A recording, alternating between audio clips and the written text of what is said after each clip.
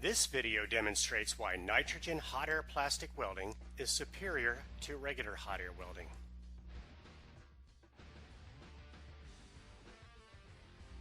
Notice how much smoke is generated with regular hot air plastic welding and how little smoke is generated with nitrogen welding.